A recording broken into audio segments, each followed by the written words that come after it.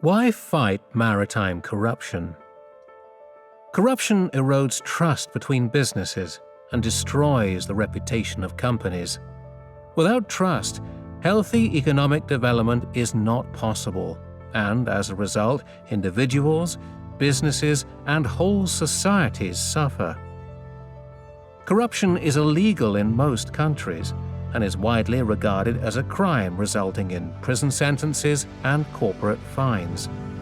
Most countries have signed the UN Convention Against Corruption and have passed laws that criminalize acts of corruption such as bribery. Corruption leads to an unsafe working environment. It has a heavy psychological toll on maritime professionals who must cope with humiliating, stressful, and even threatening situations. By rejecting corruption, we create safer and healthier working environments for our seafarers and all maritime professionals. In the last years, maritime companies and seafarers have come together to collectively end corruption in the industry. The Maritime Anti-Corruption Network, MACN, is working towards eliminating all forms of corruption within the maritime industry. Help us fight corruption and work towards a system of trade for the benefit of society. Good afternoon, ladies and gentlemen. Distinguished chief guest, of course, she'll be logging in virtually in a few moments from now. That's Dr. Malini Shankar, the current Vice-Chancellor of the Indian Maritime University. And incidentally, she succeeded me as the Director General of Shipping. So there's a bit of a personal connection with her. The guest of honor, Mr. Pramod Kumar Agarwal, the Principal Chief Commissioner Customs and Special Secretary to the Government of India and the Ministry of Finance. The special guests, Mr. Kitack, the Secretary General of the International Maritime Organization, who of course will also be joining us virtually in terms of a recorded message. The Ambassador of Denmark, Mr. Freddy Svane, who will be here in a short while. We have Ambassador Yasmin Burillo from Panama, members of the Diplomatic Corps, members of the Governing Board of the MACN, partners of the MACN, distinguished members of the maritime community from across the world, as well as representing the senior echelons of the industry in India. The CEO of the Sea Cadet Corps, one of the two stalls which is there to the left. I would strongly urge you in the course of the evening, please do visit that. It is a very conscious, calibrated call on our part to sort of have them in our presence to showcase the uniqueness which an institution like the Sea Cadet Corps brings to the table. And of course, the chairperson of VISTA, a name perhaps far more familiar with all of you. Then we have all the invitees in terms of representation from the maritime training institutions, the members of the media. We have Mr. Rajiv Jalota, the chairperson of the Mumbai Port Authority, also the chairperson of the Indian Ports Association. And it's a pleasure to have him in our midst in his capacity also as chairperson of the steering committee of the MACN, members of the steering committee of the MACN, and all of you ladies and gentlemen. Thank you so much for being in our midst on this momentous occasion. We're deeply grateful and honored with your presence here. What we do intend doing in the course of the next 4 hours is to essentially run you through what we have done in terms of our work in India over the past 14 months and further on. Let me just begin by saying that, and this I say with absolute due deference and modesty, that when we began the national launch on 27th of July 2022, MACN has come a long way since then.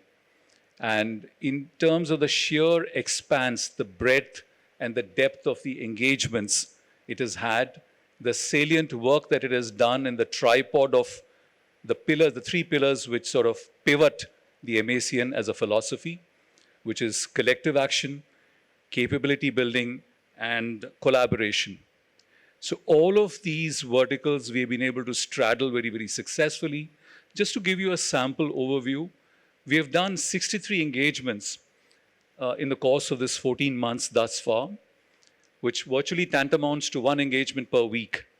And this is cutting across the public and the private sectors, and diplomatic missions and several other international organizations.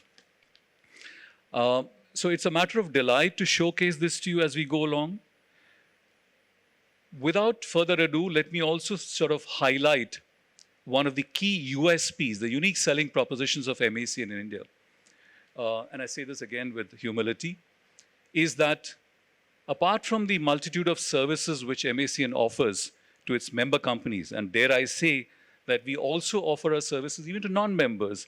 For instance, we do subscribe to the fact that if there is a breach of the MLC, at the end of the day, it's a humanitarian cause which is underlying. If someone were to reach out to us, we do not sort of put them off.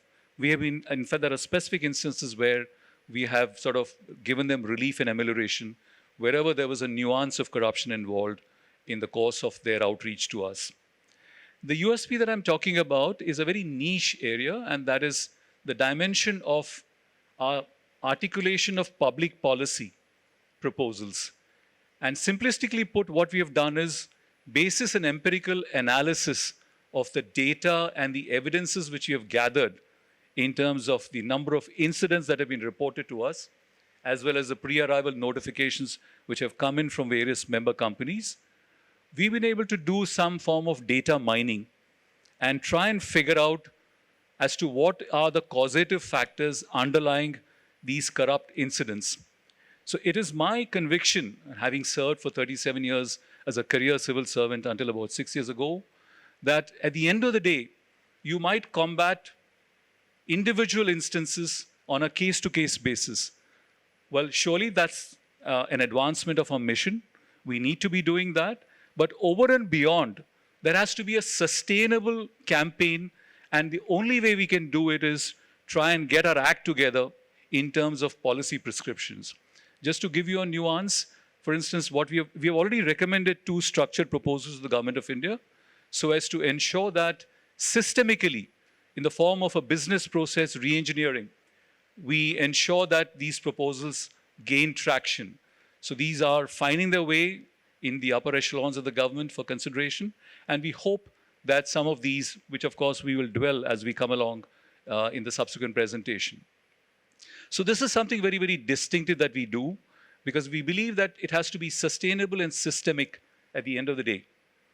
Finally, without consuming too much time, I would like to just mention to you that the presentation that we have, which we will unfold to you, will give you a sense, a broad overview of what we have done in this trajectory of 14 months. And I say this again with humility. That's been a fairly impactful journey. And to that end, I would fail in my duty if I was not to acknowledge with gratitude and say that we wouldn't have come this far but for the contribution all of you in terms of your engagement, both qualitatively and quantitatively, as well as the sheer commitment and passion which you have demonstrated in terms of engagement with us. And this is across the board. So thank you for that. And we look forward to a sustained collaborative journey as we keep moving ahead.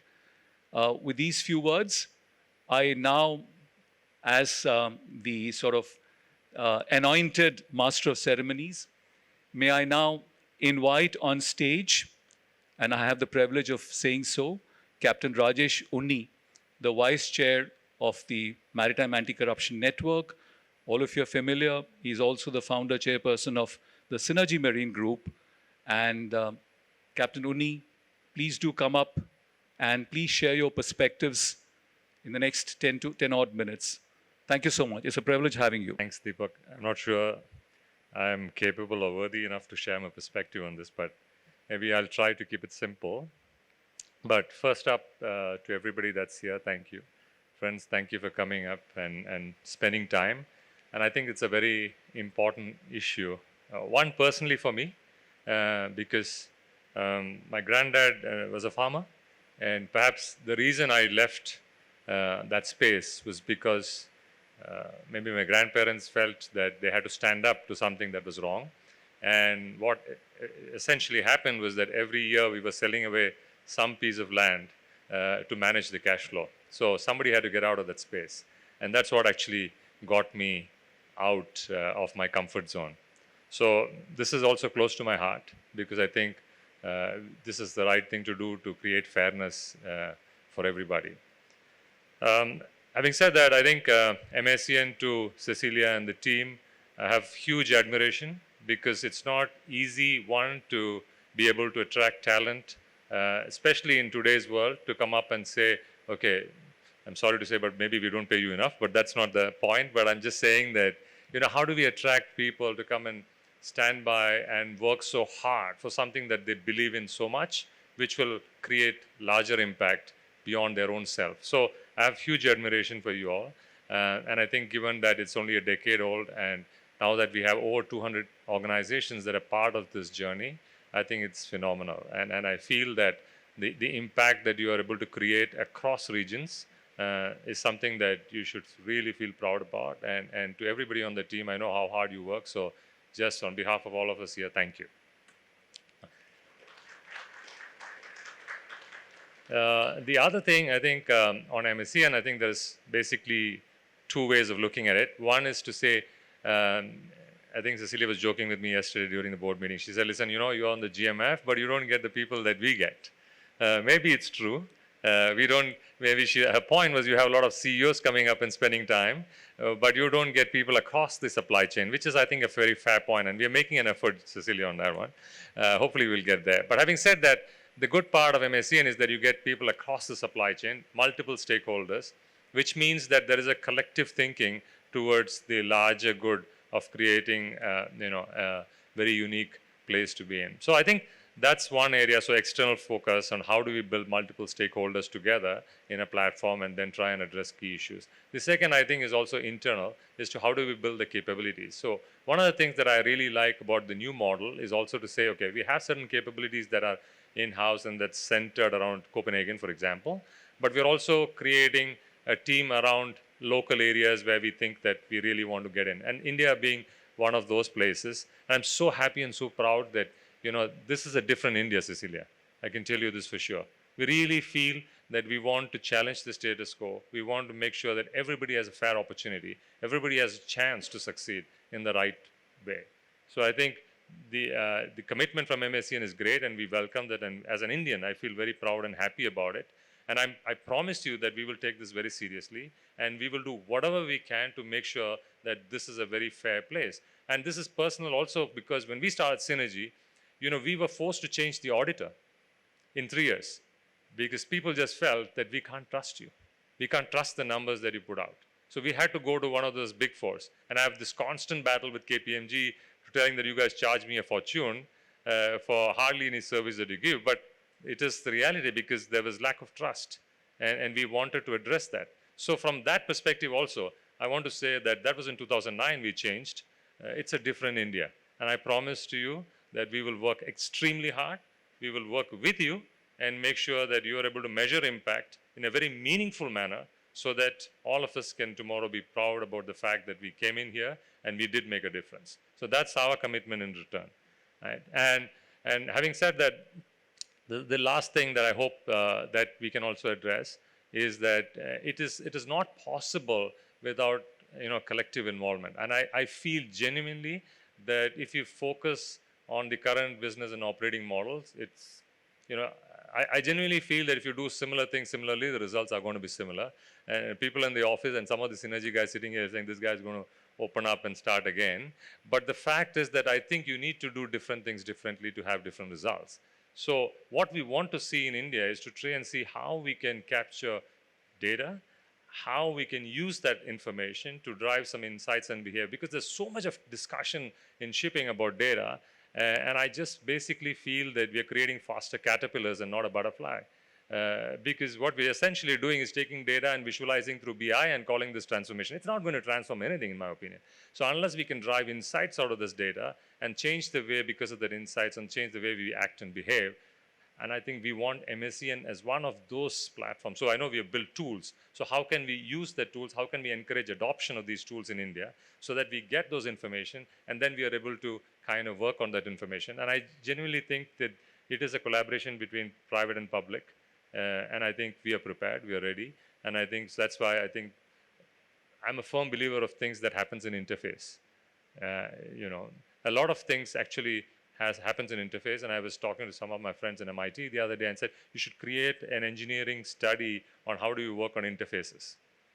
Whether it's liquid to liquid, liquid to solid, or, there's so much happening on the interfaces, which is very interesting. And I was sharing with Cecilia some of the companies that we have invested yesterday. Hopefully some of your Colgate toothpaste will not stick on the sides anymore because we have created a liquid to liquid interfaces on the sides.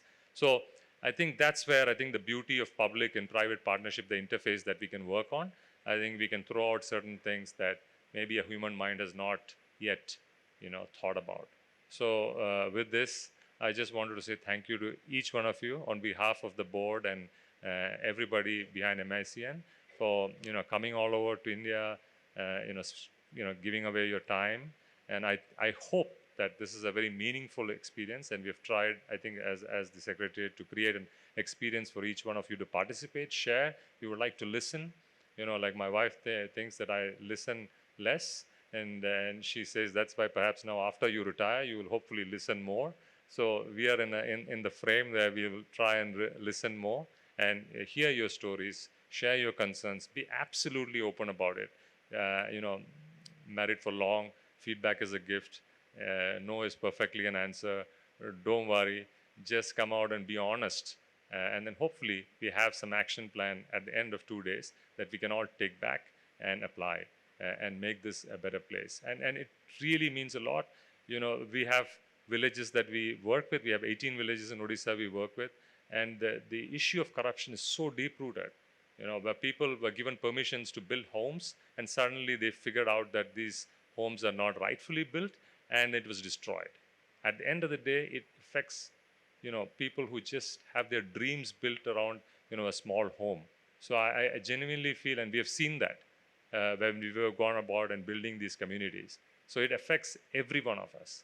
And the cost of doing business has to be borne by the end consumer. So let's try and address this, and I hope to listen, hear your experiences, and learn from you all, and hopefully make this a better place. But thank you very much. Ladies and gentlemen, I'm absolutely delighted to welcome on stage Ms. Cecilia Torbrand, the Chief Executive Officer of the Maritime Anti-Corruption Network.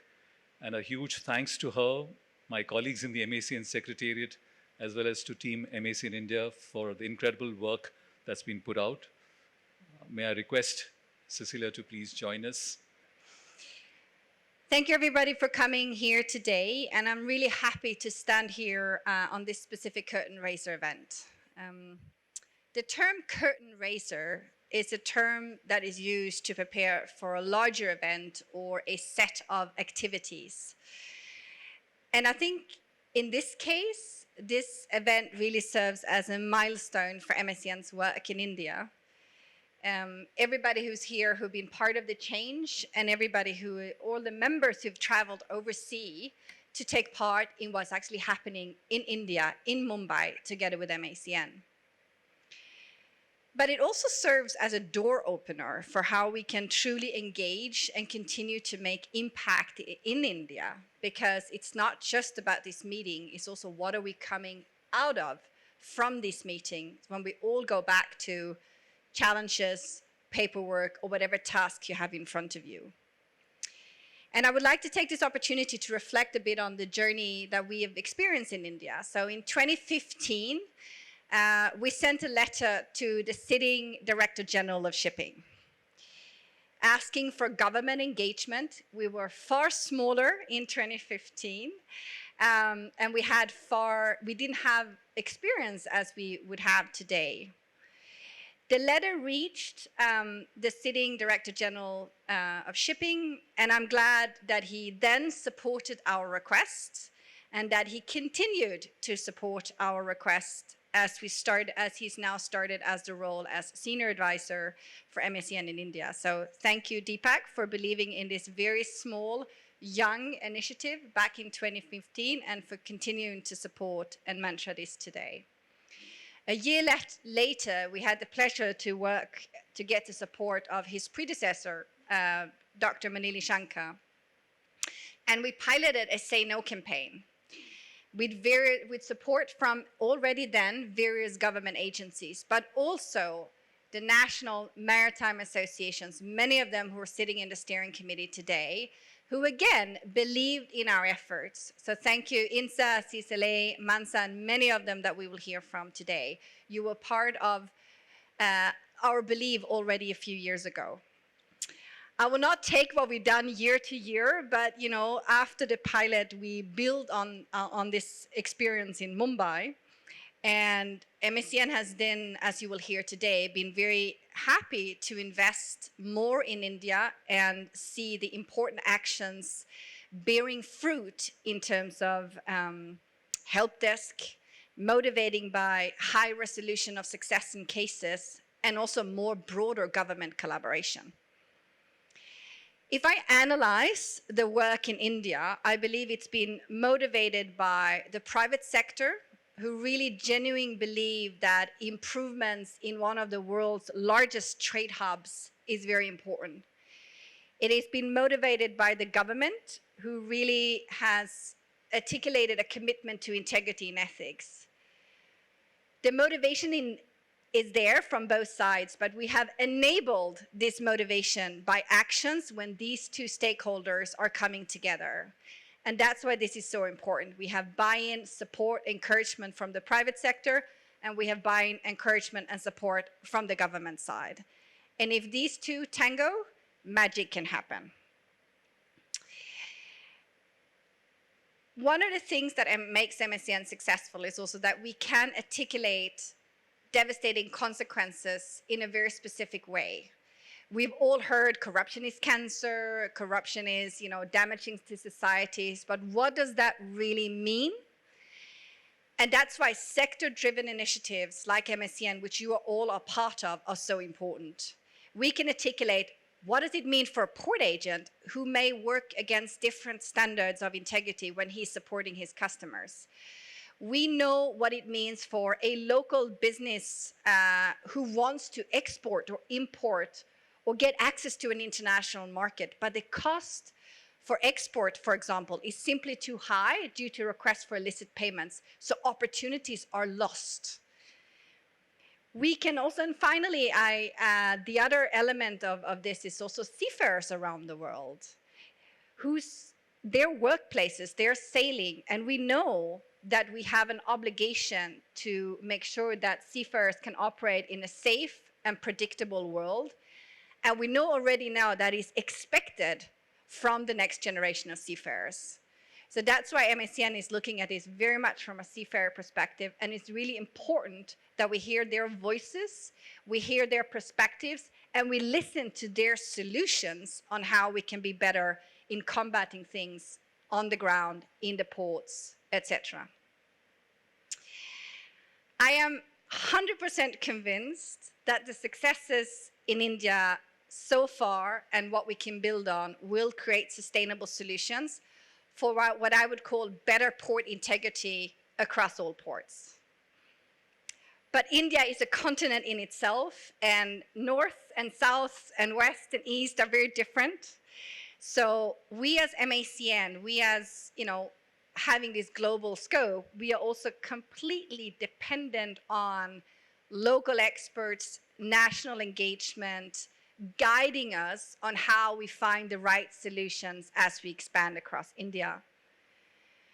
And I really hope that now that you've taken a slice out of your busy day, that you don't stop by this event today, that you're really bringing some of the actions back home, because that's how we see change come to light.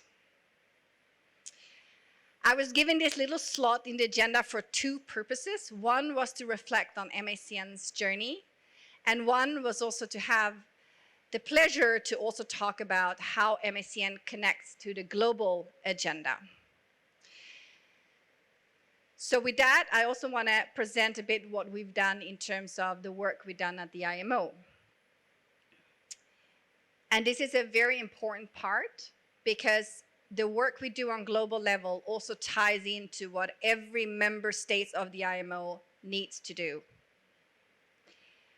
The agenda with IMO started in 2017. We started to engage in collaboration with, again, many prominent shipping associations. We had BIMCO, International Chamber of Shipping, FNASBA, ITF, International P&I, many of them who supported our initiative. In 2022, the IMO FAL committee approved the guidance to tackle maritime corruption. And today, we are very happy to see the support from the IMO, the willingness from member states to address this issue. Corruption is no longer a subject that is left in the dark. Even for the maritime industry, it's a topic that's been recognized, that's been discussed, because only then it can be truly addressed.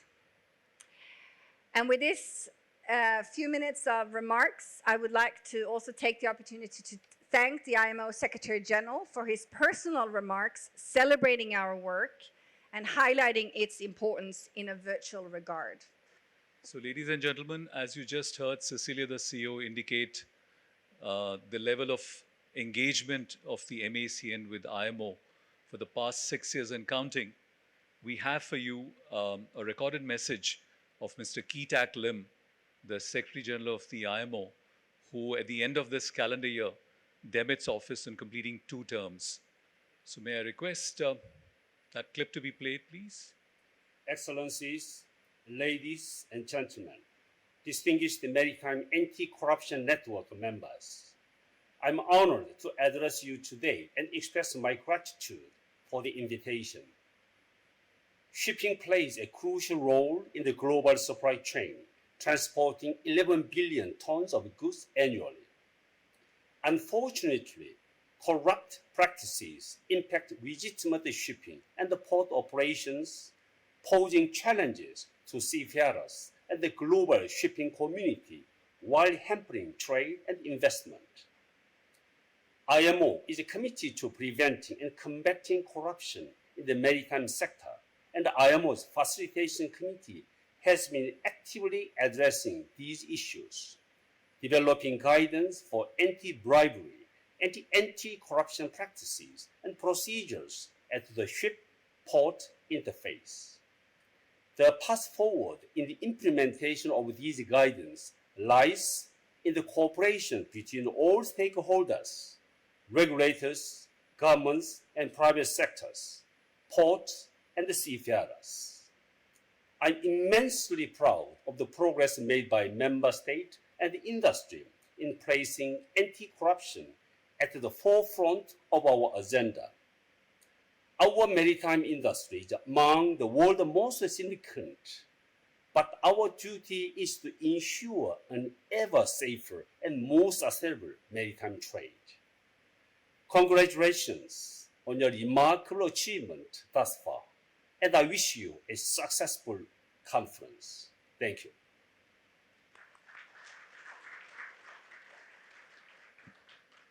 On behalf of the entire team of MACN, we express our deep gratitude to the Secretary General for the kind words that he's expressed. And may I add, and Cecilia has indicated, but just to reiterate, we derive immense inspiration and comfort from the fact that as of 1st June 2022, we had the IMO issue a FAL circular, which clearly stipulated that both companies as well as member states of the IMO are encouraged to report instances of maritime corruption to the Maritime Anti-Corruption Network.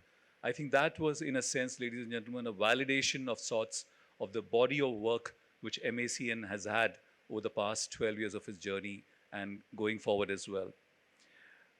With that, it's my signal honor and privilege to invite on stage Mr. Freddy Svane, the ambassador of Denmark to India from New Delhi. I distinctly recall very, very fondly that when we met him just a little over a month, close to about 2 months ago, we called on him in his office in New Delhi. We set up an interaction. We made a presentation. We had a discourse for about an hour and a half, and he was incredibly probing in terms of the questions, and he wouldn't let go. He wouldn't take no for an answer. But at the end of it, I think what was most effusive and heartwarming was the fact that he suo moto offered that the embassy, the mission, and the MACN India could write a joint op-ed on the eve of the B20 India Summit. And many thanks to you, Ambassador, for that very gracious gesture.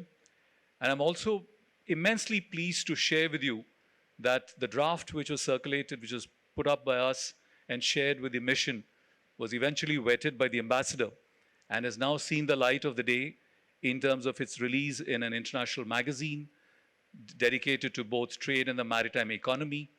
And this was released as of 25th of this month, which is just this Monday. So thank you so much, and we are honored to have you with us. And may I request you, may I invite you to please speak and address us over the next 10 odd minutes. Thank you so much. Thank you very much indeed. And of course, I'm truly honored to be here and to address you, because corruption is a killer. It's a killer for the industry, a killer for the human beings. And we are really trying to tackle all the issues. And this Maritime Anti-Corruption Network is so important. There's hardly anything in the world where shipping is not playing a role. I mean, if I want a good beer, a good soda, a good jacket, if I want something good to eat, a new car, whatever, it has often to be shipped. And it has an impact on all of us. And corruption, bribery, Monsieur le Président, listen, hello, listen carefully. Sorry, because it's very important. Corruption is stealing away my future, your future. And therefore, if we really would like to secure that this world is yielding the optimal output to all of us, there's no way around it. We have to fight corruption. In my years, I have seen so much of corruption. Often we say this is something just related to the developed world, emerging countries. I tell you, it's wrong. It is everywhere where human beings are trying to maximize whatever outcome they would be looking for. Therefore, it's not just for the industry, for the seafarers or the politicians really to make a change. Now, ladies and gentlemen, the change has to come from within, from all of us. So every time we are looking into, I can get this for a cheaper price, I can get this for whatever, time is of the essence in this industry. Don't do it. Why? Because you are stealing away your own future. India, I'm so pleased that India is also part of it. When I look into how we secure a better world, it's not just about how much of time it will take to send a container from Denmark to Mumbai, as an example, or somewhere in Africa. This is kind of traditional technology, but it's more about how do we secure that those people who are working in the ports, those people who are crewing the ships, those people who are really part of the supply chain, from the raw materials to the finished product, and all those who are involved in the service. How do we secure that these people are not falling into the trap of corruption? How do we secure that none of us are falling into this kind of trap? And it can only happen if we take individual responsibility. I myself have not disclosed where it was and with whom. I have fought corruption in my professional life, and I've been exposed to it, I tell you. The easiest thing is to close your eyes. The easiest thing, if you have a little bit of unethical attitude, is to accept things. And I have personally called out very big Danish companies who were really trying to engage in illegal practices. And it's, of course, my moral duty, but also my professional duty to call out these things. How many of you have personally, and put up your hands, how many of you have actively stopped corruption? Hands up. How many of you would have liked to stop corruption and bribery? How many of you will think that bribery is a kind of cultural behavior that has to go hand in hand with economic activity? How many of you think this is good, fair, acceptable?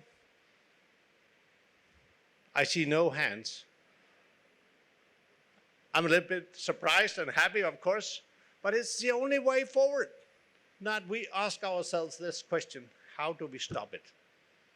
How do we stop it?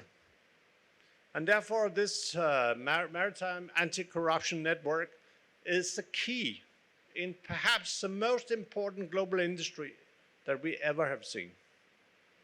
And it's not just about price and access to things.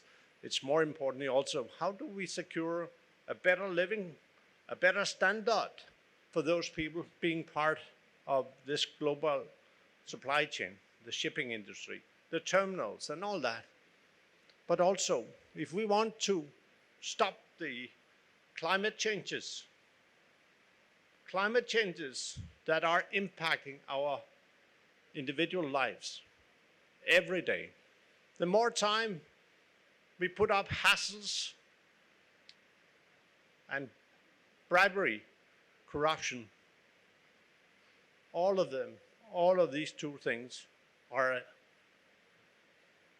hindering or limiting our efforts to fight all these things.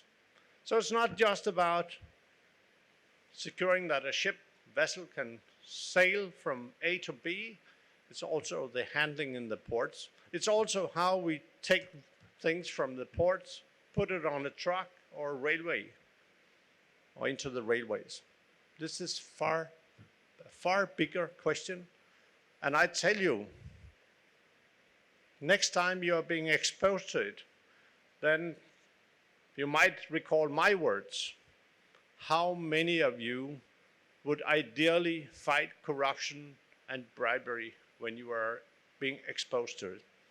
And I don't think any of you would dare just closing your eyes, really, because now you know that you have a moral obligation, all of us, to stop that nonsense that is killing our future, is taking away the future of our children, and is negatively impacting the climate. It's impacting negatively the social conditions under which a lot of people are working.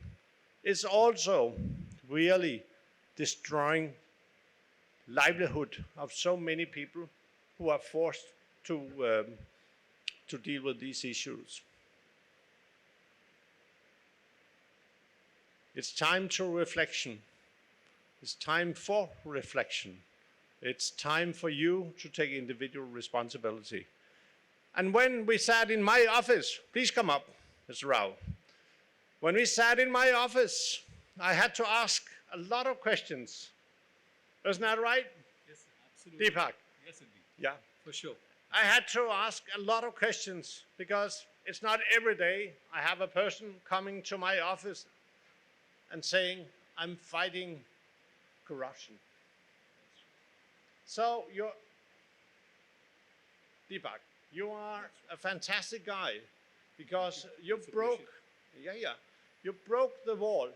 You broke down my door and came to me to tell about how corruption can be fought. how corruption has to be stopped, and how bribery should not be allowed. And I think we should give this man, Deepak Shetty, a big hand. Thank you very much. We are here, Thank you. and we are holding our hands, and we stand firm and tall in the fight against corruption and what? Bribery, yes, because that's so important. And I will not let you go without this thought that you have to take individual responsibility. You might represent very important commercial interests. Very, very tough decision makers will have an impact on how you act and how you react. But as a human being, we have to stand up for humanity. And there's no way around it, ladies and gentlemen. And therefore, this Maritime Anti-Corruption Network is an important step. Important step. And I want to see more. And I don't know what you're going to announce today, Mr. Shetty. You might announce a big initiative. In the coming months, there's a Maritime Global Summit in... We are taking part in that. Yes, I know. It's happening here in Mumbai. And we could write this very important op-ed. And I do expect from you, based on your interactions today, that something big will come out of that. I'll be there, and then I will keep your hand in my hand and secure that the network is working, and it's not just a kind of nice conference item where we are discussing what to do. Action must be taken. So my dream, Mr. Shetty, my dream is that we do a pledge during the Global Maritime Summit, and we ask all the participants to give that pledge. And you can work with my colleague, Ms. Josephine. Please stand up. Mrs. Josephine. Don't be shy, because it's a noble cause, but the pledge that we will undertake during that summit will be drafted by Josephine and your collaborators, and it should be put up at the main hall, and we will take all the necessary precautions and actions to prevent corruption and bribery. So may you have a smooth sailing in your own life, in your professional life, but do not forget that corruption and bribery, it's the red light, and don't jump the red light. Ladies and gentlemen, thank you very much for your attention. Thank you. Thank you very much. Appreciate it. Thank you. If you could just please stay on. Mr. Shetty got a little bit nervous because you are not nervous? No, far from He's not nervous. So, but anyhow, excellent, and thank you very much indeed. If you could just please wait for a minute. I think that was the typical exuberant and effusive Mr. Freddy Svane. Deep gratitude to you, sir. But I was a bit anxious when you said that I broke your door of the office. So I was wondering whether in a suit, whether I'm going to be charged for that. Nothing of the kind, but I think you were very gracious to allow us to come in and interact. May I now invite Ms. Cecilia Torbrand, our CEO, to come and hand over a memento as a token of appreciation to the ambassador. Thank you. And I must let you in a secret. I mean, those of you who probably have not visited his office. This is his second stint, correct me if I'm wrong, Ambassador, in India in a diplomatic mission, which is very rare. He's an Indophile, if I may put it. And you got to go to his office and see. He has about a dozen plus small statues of Lord Ganesha in his chamber. That's remarkable.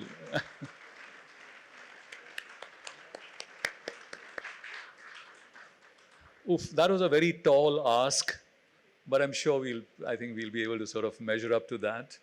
Thank you, Ambassador. Without any further ado, we have the absolute privilege of having an address by the chief guest of the day, much as she wished to be in our midst in person, and she had indeed committed to that. But, I recall, if I go back in time 6 years ago when I was Secretary in the Government of India and Director General of Shipping, you're not masters of your time. So she has been invited today to join in a virtual conference of Vice-Chancellors under the banner of the G20 Education Forum, and which is going to be addressed by the Honorable Prime Minister between 4:30 to 6:15. But yet, on my request, she was gracious enough to consent to address us virtually. So, Dr. Malini Shankar, am I audible? Yes, now yes. Yeah. Am I audible? You are, loud and clear. Okay. So thank you so much for joining in. And I must introduce her formally. This is Dr. Malini Shankar. She retired from the Indian Administrative Service. She was from the 1984 batch of the Maharashtra cadre of the I.R.S. And more importantly, she was my immediate successor as Director General of Shipping. And then she was elevated as Secretary to the Government of India. Post-retirement, she wore two hats for some time. The substantive one being that as Vice-Chancellor of the Indian Maritime University, which she continues to occupy. And then for a good 2.5 years, if I'm not mistaken, correct me if I'm wrong, she also donned the hat of the chairperson of the National Shipping Board. So I think a very, very distinguished career. So thank you so much. We look forward to your address over the next 15 minutes. And I'm personally grateful to you for sparing time in the midst of your extraordinary schedule for the day. Thank you, Dr. Malini. Over to you. Thank you very much, Mr. Shetty, for the kind words. I would have, I had blocked the date and I was planning to be in Mumbai. Some of the people sitting there, I can see, have seen me shuttling. They know that I've been running the shuttle service between Mumbai and Chennai for the last few weeks. So today I was just held down by multifarious responsibilities. I'm glad, thank you for the invitation to be the chief guest, and I will just share a few thoughts. I know Mr. Shetty has been working very, very hard on this issue for very many years. Shipping, dear friends, is seen as being more exposed to corruption and less active in tackling it more than other industries. It is a global industry that is not perceived to have a transparent, and the stress is on the word perceived, so don't get me wrong, to have a transparent or mature anti-corruption compliance culture. Fraud, bribery, and other illegalities are endemic to some parts of the industry. In fact, Mr. Kitack, Secretary General of the IMO, is known to have stated that the maritime industry is frequently exposed to the risks of corruption. Corruption in the maritime sector refers to the misuse of power or authority for personal gain, often through illegal or unethical means within the context of shipping and maritime activities. This can include bribery, fraud, extortion, embezzlement, and other illicit practices. Maritime corruption, as we all know, poses social, financial, and environmental concerns and burden. It can have significant consequences, including increased costs, compromised safety, and unfair competition.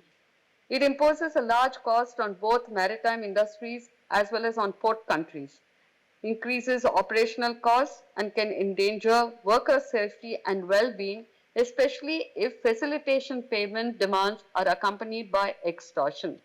And we've heard, all of us would have heard stories of it. For society, corruption in the maritime sector constitutes a barrier to trade and development by reducing access to global markets, especially for small and mid-sized exporters.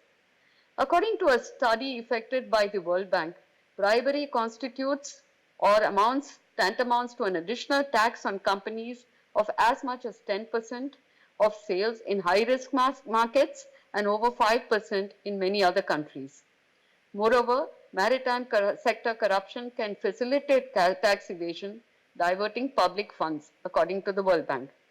The World Customs Organization estimates suggest that a global annual loss of $2 billion in customs revenue can be attributed to customs-related corruption.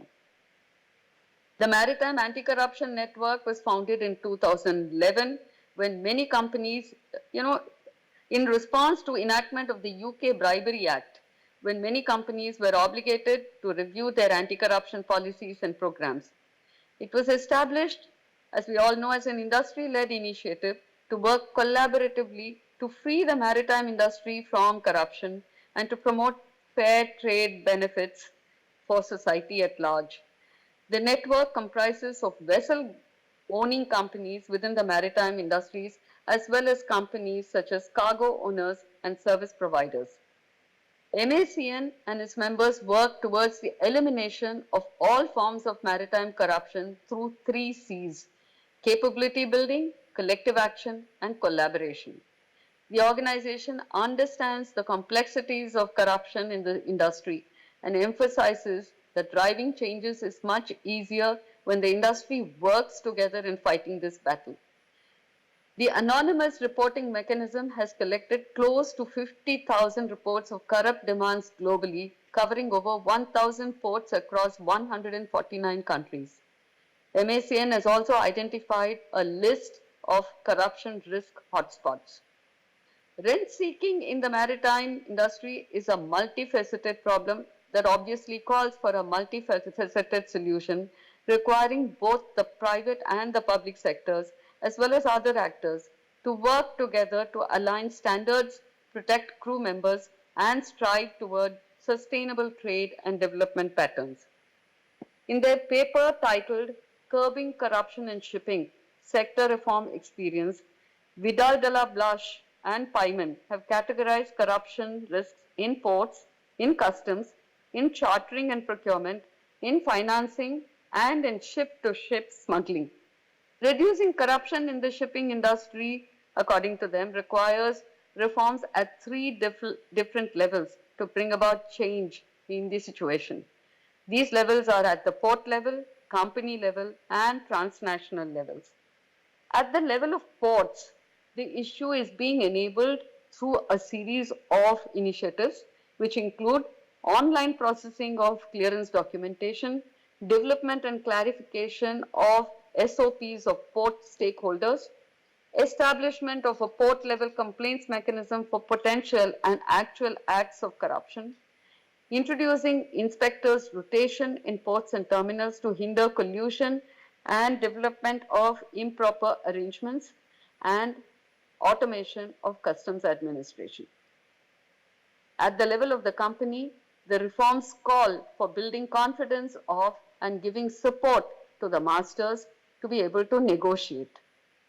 At the transnational level, MACN is the most prominent active organization, perhaps the only one so far. WIMCO, of course, offers tools to help fight corruption. Supporting this work, WIMCO has advised the IMO about the WIMCO anti-corruption clause for charter parties. Maritime fair trade is routinely highlighting progress and issues in addressing maritime corruption. The MACN has expanded rapidly since its formation. The strategy consists of 2 fundamental work streams. The internal supply side work stream focuses on strengthening MACN members' anti-corruption and compliance programs. The external demand side work stream focuses on improving the operating environment by engaging with stakeholders to reduce demands for bribes and facilitation payments. The supply side work stream is focused on raising the bar for corporate internal compliance programs and covers focus areas of policies and standards, reporting on the performance and best practices. The second work stream tackles the demand side via well-defined interventions in specific countries and markets, and by raising awareness about corruption challenges in the maritime sector. MACN member companies work closely with government agencies and civil society to drive systemic change. MACN launched its first collective action program in Nigeria in partnership with the United Nations Development Programme in 2012. Nigeria then had been identified as a particularly challenging business environment where extortion, shakedowns, and requests for facilitation payments posed major risks to member companies. MACN began with an integrity risk assessment in the Nigerian port sector, identifying specific forms of corruption, drivers, and possible solutions. The risk assessment identified a lack of standard operating procedures or SOPs, with officials wielding high discretionary powers and weak infrastructure and capacity at both the physical and organizational level. In 2015, MACN initiated a collective action project in Tanjung Priok in Indonesia. The action aimed at improving container tracking IT systems, promoting an e-governance system for cashless export licenses, integrating whistleblowing into existing procedures, establishing stakeholder forum for discussion, and raising awareness regarding regulations. The success of the organization relied largely on their chosen system of detecting and reporting bribery. MACN asked their members to anonymously report the demands for bribery wherever and whenever they encountered it. Without the risk of being shamed or called out by MACN, companies began to report since they were not afraid of retaliation. The MACN was able to collect significant data on problematic ports and tailor collective action projects to those areas which were most in need. One such project was initiated in the South American country of Argentina, where it worked with local stakeholders and government to root out the problem. The local partnerships allowed them to gather and examine data, determine how high up the corruption went, and enable them to draw up an advocacy plan. This innovative approach meant that MACN was able to empower the Argentine government with a good news story rather than one of gloom and doom, as the reports say. These are some of the initiatives that the MACN has taken across continents, and I really admire the way the organization has gone about, structured its program in such a way that it is step by step they move towards the desired goals. With the support of the Government of India, MACN had announced the launch of a groundbreaking port integrity campaign in India. The campaign aims to reduce and eliminate non-integrity issues, and bottlenecks to trade during operations in Indian ports. This is a collective action of MACN, the Government of India, international organizations, and local industry stakeholders. If we do not take a stand against corruption now, we are invariably supporting it, and we will most certainly continue to fall victim to its damaging effects. Because of its rampant spread and deep-rooted history over centuries in most aspects of our daily lives, the fight against corruption cannot be an individual effort, but needs to be a collective and altruistic effort by everyone in our industry looking to make the world a safer place. Maritime corruption, dear friends, is just a part of the larger corruption. So as the previous speaker said, we have to stand up against it as individuals and in every single industry. We have to make it a part of our DNA to be able to fight it. Under the guidance of Shri Deepak Shetty, I'm aware that the information on the activities of MACN are shared beyond the government and the industry to training institutions where the next generation of seafarers and captains are being groomed. My compliments to Mr. Deepak Shetty, the MACN, and the entire team of the organization for organizing the curtain raiser in India, and my best wishes for success in their endeavors. Our support always stands. Thank you very much for your patience. Thank you very much, Dr. Malini Shankar. I think that was a token of your commitment and passion to not only the cause, but the fact that you took time out today. And when you requested, you literally sent me an email on Sunday, literally throwing up your hands and saying, I just don't know what to do, that I've committed to address you at 6 p.m., but here I am called upon to have a virtual interaction with the Prime Minister. So I said, I've been there, seen there, done it all. I completely agree. So I said, let me reschedule it. And the fact that you readily accepted it, thank you once again. And on behalf of MACN, we'll be extending a small memento to you, which I'll be happy to sort of hand it out to the director of the IMU campus in Mumbai, Captain Mihir Chandra, and I'm sure he'll have it arranged to be sent across. So thank you very much, and a good day to you. Thank you, Mr. Shetty. Good day to everybody. Thank you. So, ladies and gentlemen, as the evening progresses and we sort of unpack the sessions ahead, it's about time to highlight to you a critical and a very resonant feature we thought we will introduce to the activities of the MACN in India. Again, a very distinctive niche dimension to it, which was we wanted to have the industry voice articulated and funneled into the decision making that we go about on a regular basis. So it is not good enough for us to perceive that what was good for the industry, that we were the repository of that. So as a continuum of an inclusive approach to have to co-opt the industry and have its voice in sort of trying to navigate us and telling us what we could do perhaps better or what more we could do. And that was the rationale for us to institute a steering committee, which is a structured body, a very representative one, comprising nominees of 7 different organizations. They straddle a very vast spectrum of the entire value chain. So I have the pleasure of inviting now the members of the steering committee of the Maritime Anti-Corruption Network in India. And as I say that, I will briefly introduce them as they walk up. It's been an incredible support extended by Mr. Rajesh Jalota in his capacity as chairperson of the IPA. I don't recall a single instance where, when I reached out to him for facilitation and support, not facilitation payment, lest you get me wrong, for facilitation and support, I think every time, I think he has been, I think, in a manner of sense, a crusader. Thank you for that, Mr. Jalota. And we've had the privilege of having him as the chairperson of the steering committee. Along with him, I must also introduce with pleasure, we have Captain Rajesh Tandon, the CEO of FOSMA, and I don't think I need to expand these acronyms because almost all of you are familiar with this. They represent the foreign ship owners, a major constituent of that. Correct me if I'm wrong, Captain Tandon, I think you represent about close to 30 odd companies, 25. Okay, sorry. And then of course we have MASA, where we have Mr. Deepak Kishanchandani, nominated by the governing board as a member of the steering committee.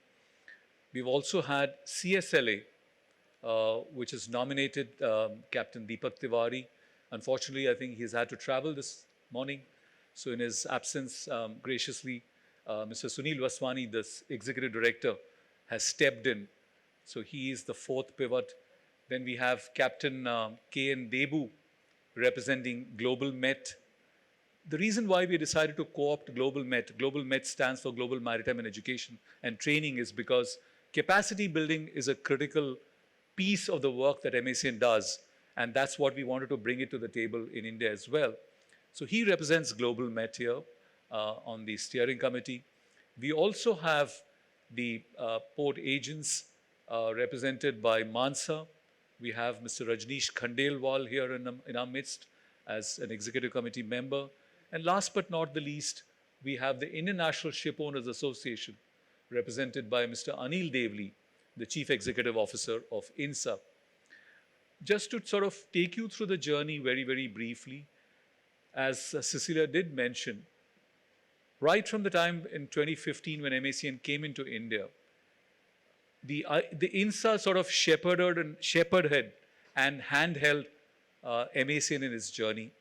And I think if we have progressed, I think a large measure of that success is also attributed to INSA. This is not to discount or deprecate the enormous support that we have received from all the constituents of the industry. So without any further ado, may I now invite on stage Mr. Rajesh Jalota, followed by Mr. Captain Rajesh Tandon, Mr. Sunil Vaswani, Mr. Deepak Kishanchandani, Mr. Rajneesh Khandelwal, Mr. Anil Devli, and Captain Debu. So this is in the form of an open discussion. We had a prep session sort of to give a broad indicative contour of what they would sort of unveil to you in the next 35 odd minutes. This is in the form of 3 to 4 minutes articulation by each member constituent of what they perceive of MACN and what is their wish list going forward.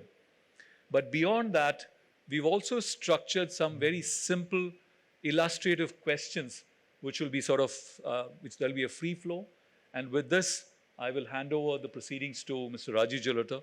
Over to you, Mr. Jalota.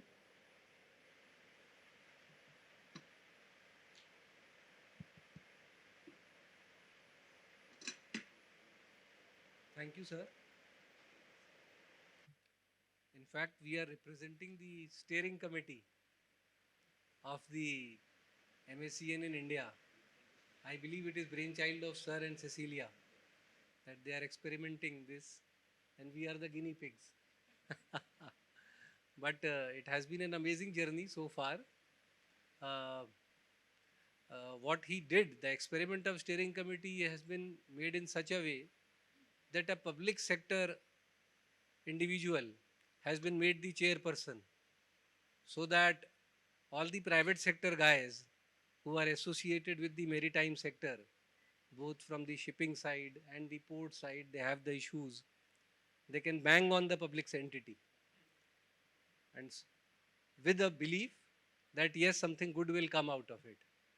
And in fact, in the last few months, when we have had our meetings, it has been really a very good collaborative effort of all of us coming together for a common cause, how we can make things simpler, easier, so that chances of corruption get reduced.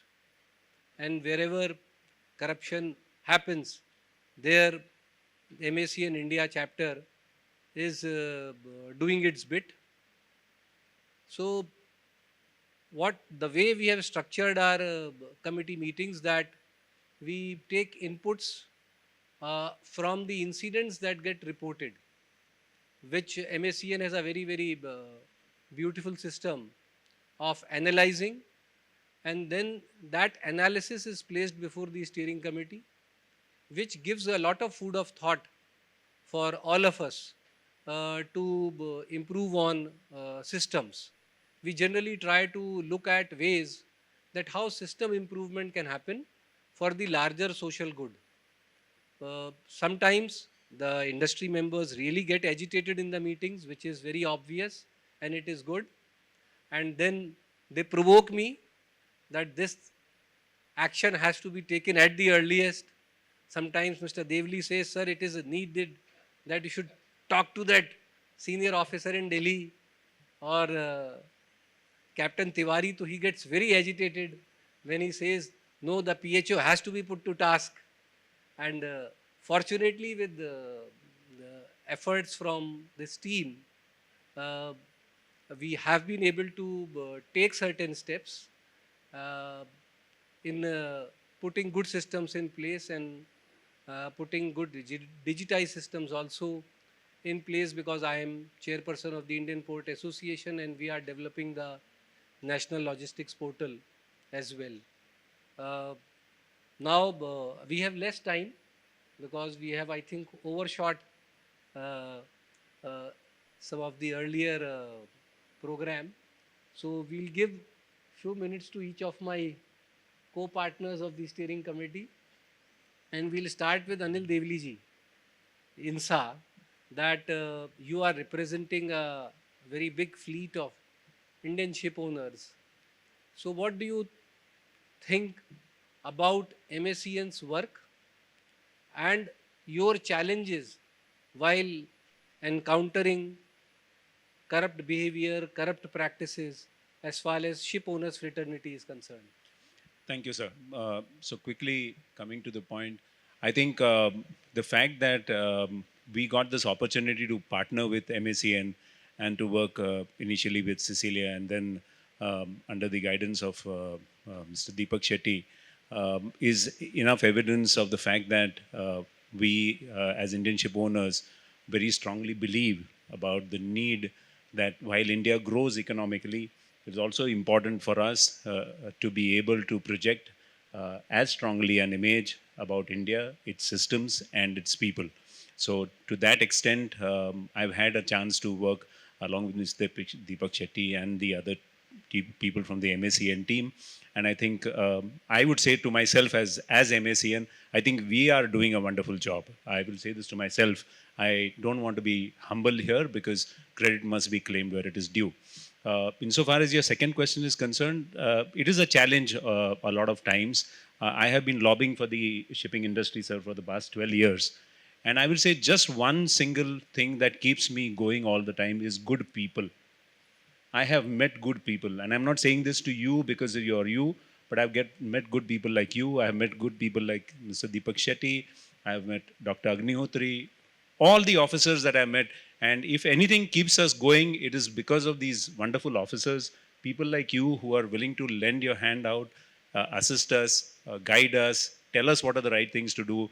And as you pointed out, I too tend to get a little passionate at times, and it's that time senior people like you, slow me down and tell me what is the right way. So I think challenges will come, but I'm really grateful for all the guidance and the help that I get from all of you, from Mr. Deepak Shetty, who was our DG and whom I've worked with for a fairly long time. So I would say that is what I think keeps us going, sir. And I don't see any challenge. I only think it's just a small bump that we are getting over every day. Thank you, Anilji.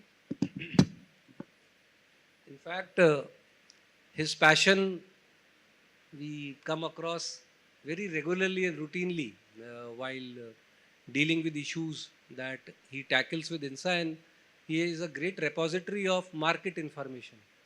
Should we also reach out to him for various issues, because we may not be able to really understand the nuance of that incident of corruption happening, the way it is happening. So this is a good way to get to know the ground realities and then try to put things in order. Captain Rajesh Tandon also represents a very, very important organization which is dealing with foreign ship owners, and he has been a great force in the steering committee. I would request him that how does he feel the structure of the steering committee is really helping in the cause for which the steering committee is intended for, and the issues related to seafarers, what he feels that the seafaring community faces at the ports, and how MACN can further help their cause. Thank you very much. Thank you to the organizers for inviting us. And I think it's extremely important that the input that we can provide from all the facets of this steering committee are relevant to improving the joint initiative and crusade that we have set out to take on. Seafarers are an integral part of any trade. They're the ones who drive the ship safely from point A to point B in a safe and compliant manner. When they come into port, I think they require a smooth operation. But the seafarers are at the front end of all interactions with the authorities and must endure the mental challenges exacerbated by the uncertainties during port calls and the fear of unfair demands and harassment. Perceived non-compliances and loopholes of perceived non-compliances create a challenge for the ships. This in turn disrupts the shipping schedules, increasing in operational costs, and in the end costs us our reputation in the maritime industry. The seafarers are frequently at the receiving end, and therefore they distrust the system.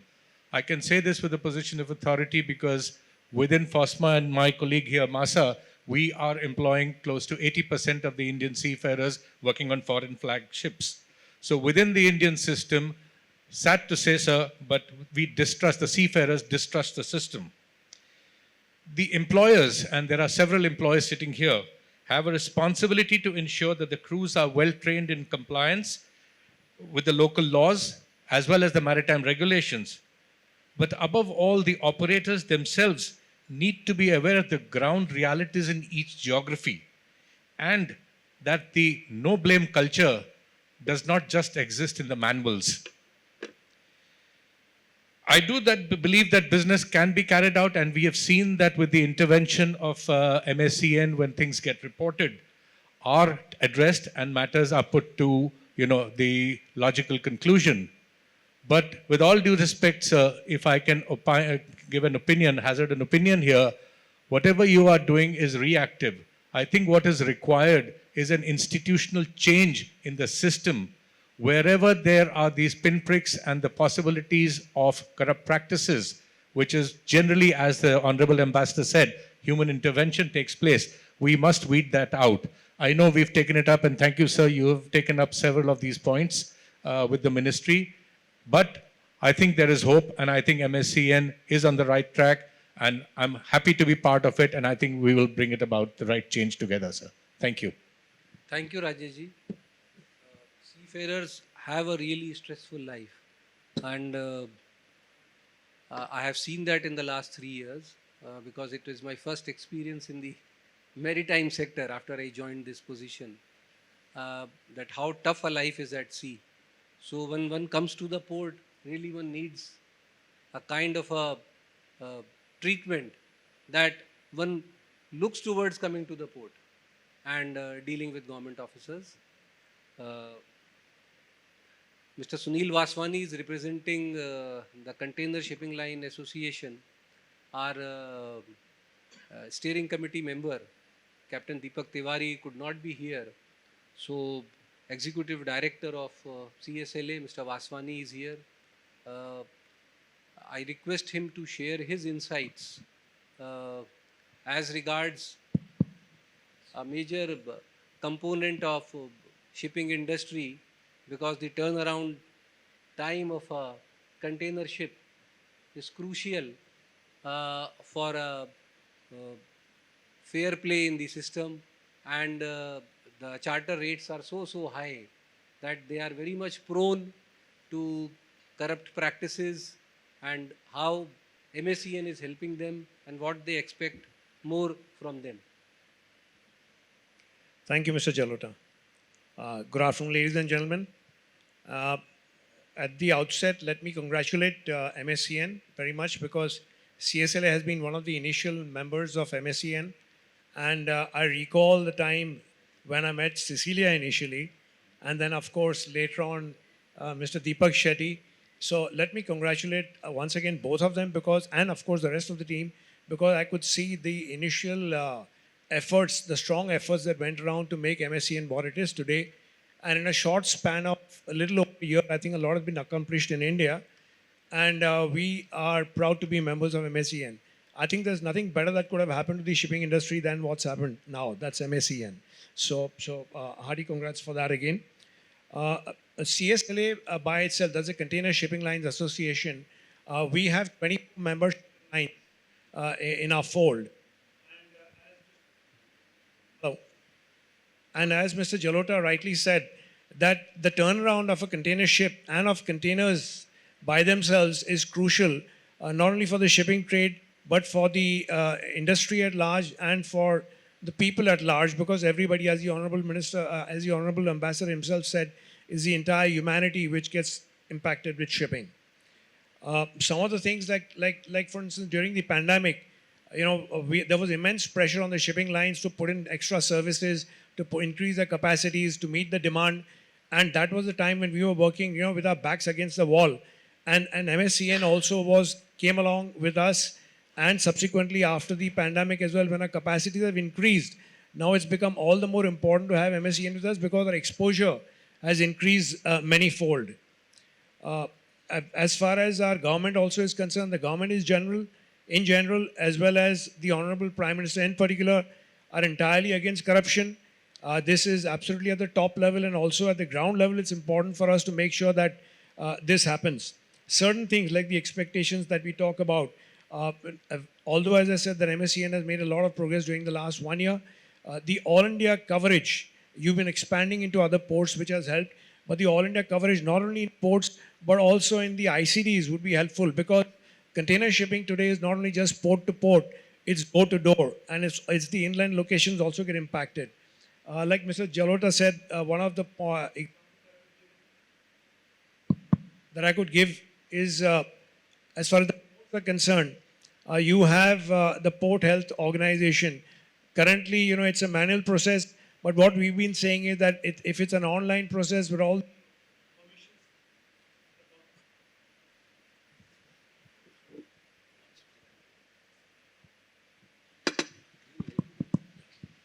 I'm sorry. So just as the permissions, you don't need to necessarily have the PHO, Port Health Officer, boarding the vessel, because all the permissions and everything has already been taken by the vessels and the ship crew. So, an online permission would definitely help the situation to expedite the whole process. Also, as far as the processes are concerned, it's important to have uniform processes, and the more activities are under a process, the less are the chances for corruption. This is something that CSLA also has been suggesting strongly to the powers that be, that we need to have processes and uniform processes across the country to be able to help help eradicate corruption. The other thing is about data collection. The more data, as we go along, more and more data would come into our fold, and the more data we have, then it becomes that much easier for everybody to work even proactively on it and to envisage that these are the situations where we could possibly have pitfalls and take action against those in advance. I think having said that, I think that's about it. That all I would have to say for the moment, unless some further questions are asked. And thanks again for giving me this opportunity to represent CSLA at this August forum. Thank you. Thank you, Mr. Vaswani. You emphasized that there is a big need of standardization of procedures as well as digitalization of procedures. In fact, this is what government is attempting at right now with inputs from the industry. Now I will move towards Mr. Deepu Kishinchandani. He represents another group which represents the seafarers, and he is actually most silent person of our steering committee. But today I would exhort him to speak about his experiences and what MASA expects from MACN. Thank you, sir. It's been a learning experience being part of the steering committee. So I'm happy listening, sir. And it's been a great public-private partnership, which I hope we go ahead and make it more and more fruitful. And I'm also thankful to MACN for this opportunity. I represent MASA, which is a group of 37 companies. We are all mostly into crewing and manning and supplying manpower. So I will stick my thoughts to a seafarer's perspective and what he would kind of expect from MACN. I mean, when a vessel comes to port, and I'm going back to brass tacks, so pardon me, I'm just going really to brass tacks. When a vessel comes to port, after a long voyage, there are times you don't know what time. Sometimes it is the middle of the night, and a master has had a long journey, and he just comes in, and then he is expected to meet all the requirements of the port. So many agencies he has to come across. And this interaction we see in many ports gets very challenging and stressful. If it is a port which follows very ethical procedures, life is easier. When I say life is easier, he still has to complete his operations and depart on time, because time is of all essence when we are in shipping. But you imagine when he's at a port where the practices or the operations are not as he would want or not as ethical. What does he rely on then? What he needs is strong leadership from himself and his team, and also good company policies. These are something which are the basic that he wants. But in addition, if he has a strong shoulder like MACN to lean on, that makes his life so much easier now. And we have seen this in the MACN India chapter when we have interacted with Deepak Shetty ji. So what I would want is Yes, few thoughts have been already expressed.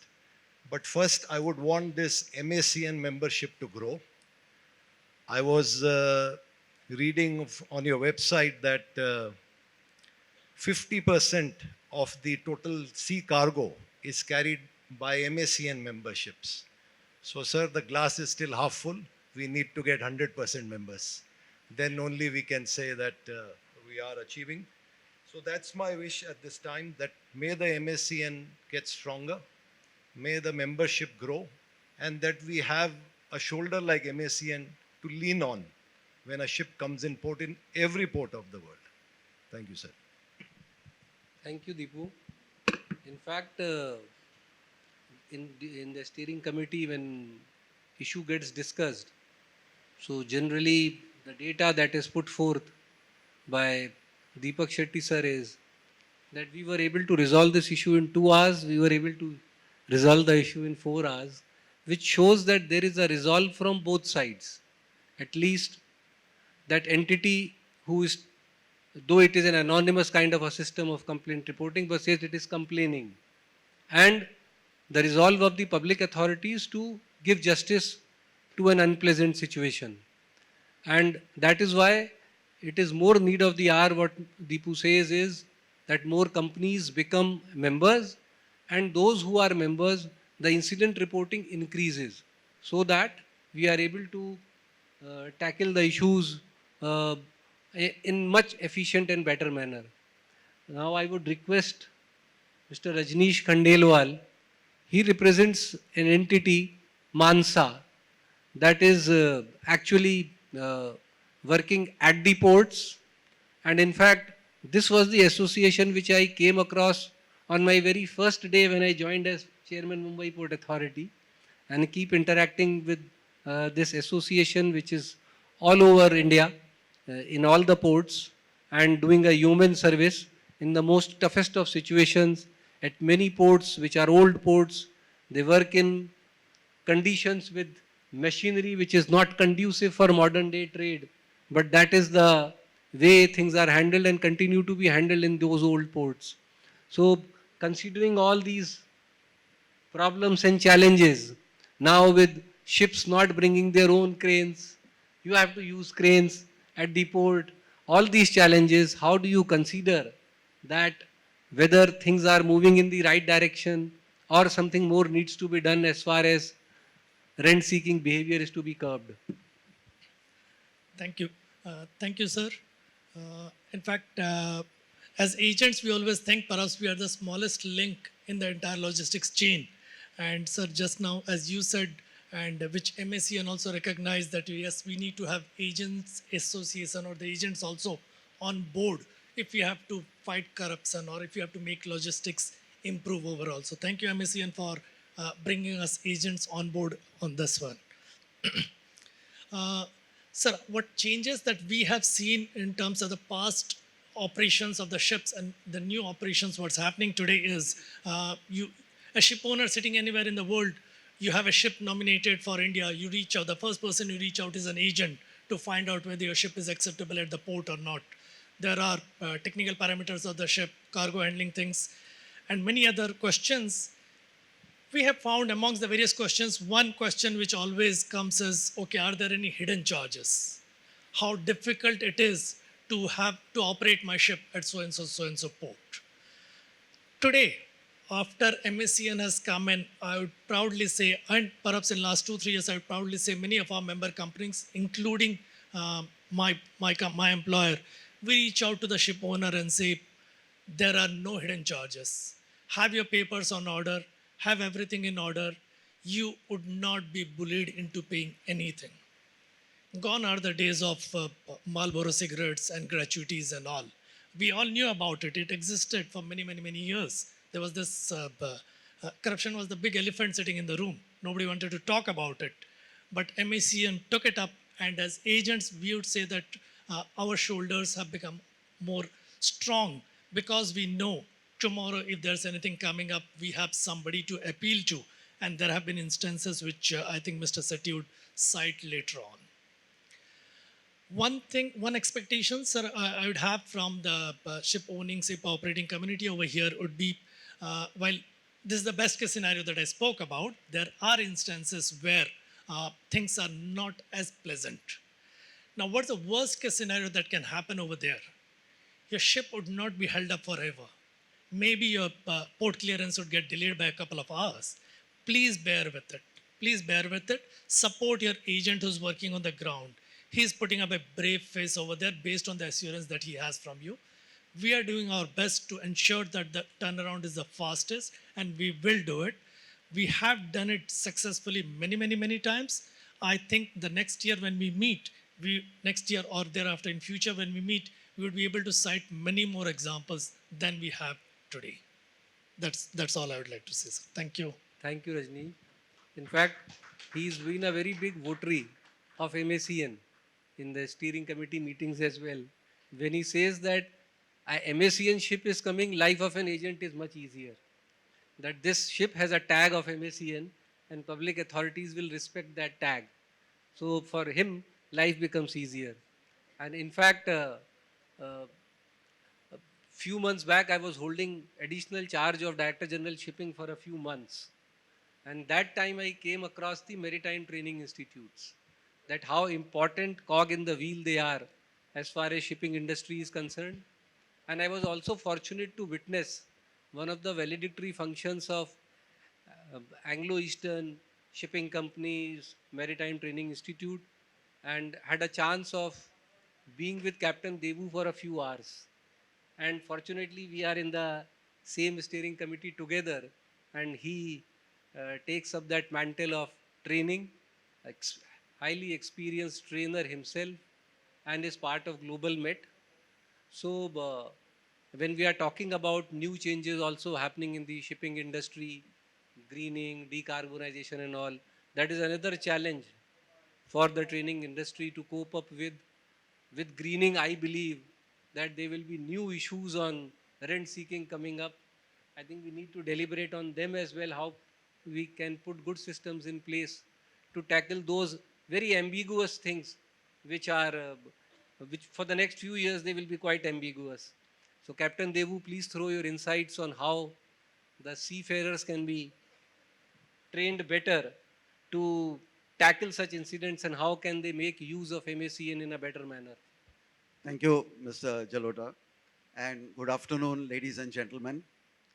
I represent Global Met, which is an association of maritime education and training institutes around the world, and Anglo-Eastern Training Center being also a member of the Global Met, and we are the chair of the India chapter out here of Global Met. So thank you to Mr. Deepak Shetty for inviting us to be a member of the steering committee. In fact, last year itself, the help desk of MACN India was formed, and I think similar time the steering committee was also formed.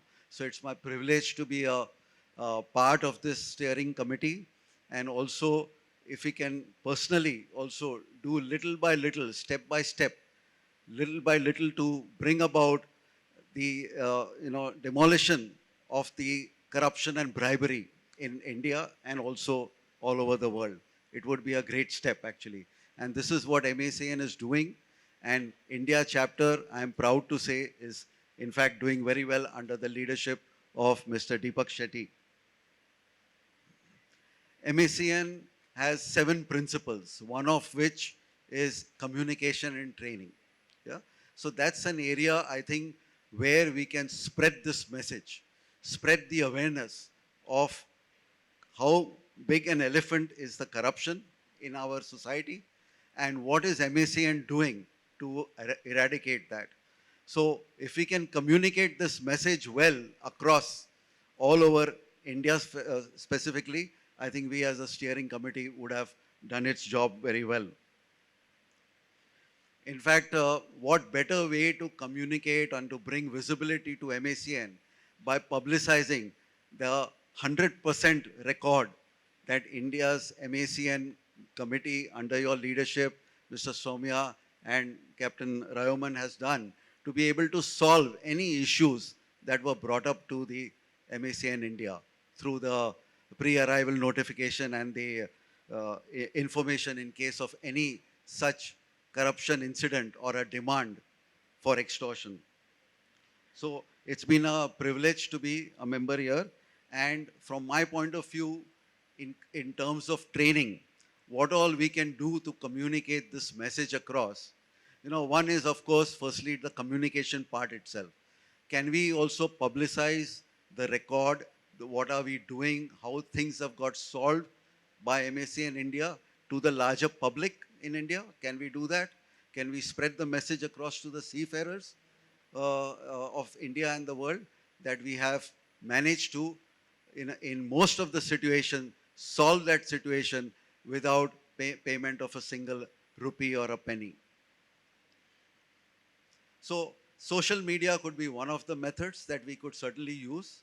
Secondly is, as a member company, on the gangway of every ship, if we can put a large poster of MACN, that would not only educate the seafarers themselves to gather the courage to speak up, but at the same time also to whoever enters the ship to beware that yes, this is an MACN vessel, and beware of trying to extort anything from this vessel. So that would be a first message that we could communicate across. Secondly, in every email sent out by the master to port authorities, to agents, to pilots, to anybody, one could send out a signature at the end of the message that this is an MACN vessel with its logo. Again, that would also put on alert any people who are going to come on board that yes, this vessel has a backing of MACN, so not to fool around with it.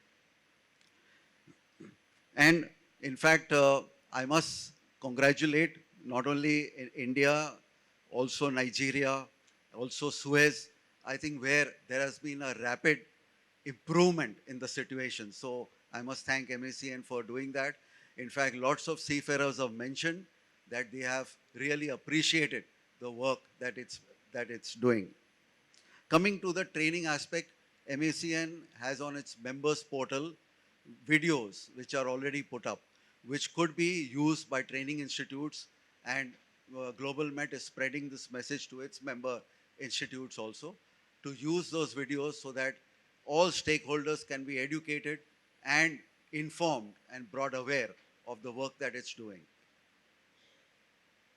We could also have, as Mr. Shetty mentioned, some train the trainer programs where we could use that training given to the trainers of the institutes to be able to then propagate it further down to the seafarers.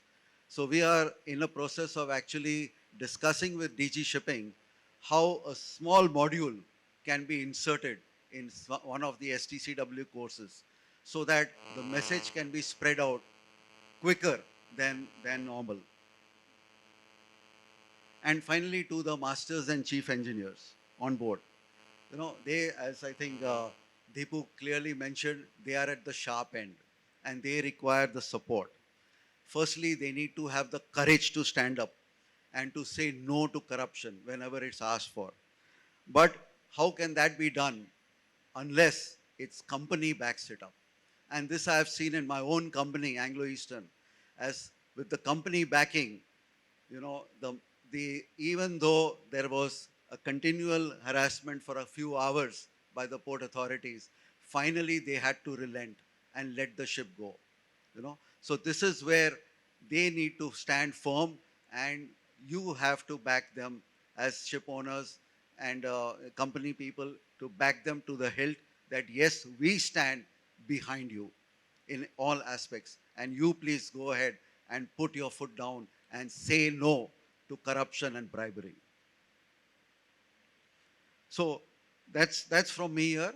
Yes, that as we will spread the message out and we will train our seafarers. That's the two most important aspects I feel from our steering committee that we could spread out. Thank you. Thank you, Captain Debu.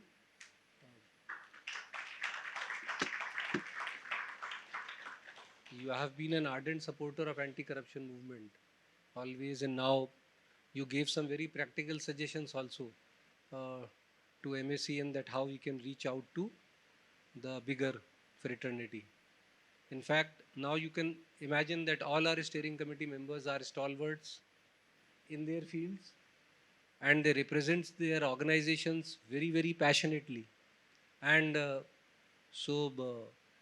we are very fortunate that we get such good insights from them that it helps us in devising strategies, and they are always on our keep us on our toes. I will not say that always on our heads, but they keep us on our toes, and so we have to perform, and it is a good combination of public and private sector that is working really, really well.